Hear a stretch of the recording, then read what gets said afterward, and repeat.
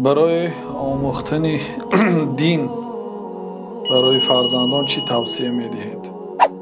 بله برادرای عزیز، برای فرزنداتون دین تعلیم دهید. پیامبر صلی الله علیه و سلم گفتند که وقتی که آنها 7 ساله میشن آنها رو به نماز امر کنید، آنها را به مسجدها برید، تعلیم شریعت گیرند، تعلیم قرآن گیرند، احکام شریعت گیرند.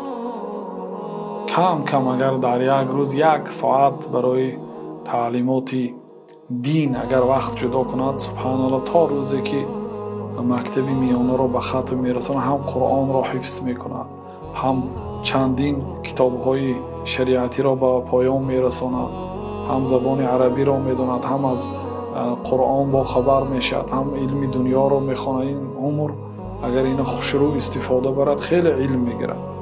اگر مادامی که در کشور زندگی کنید که در آنجا علم نباشد، دیگر مجبور به طریق آنلاینی درس گیرند، استادها یابید و استادها درس‌های سپرند، علم گیرند.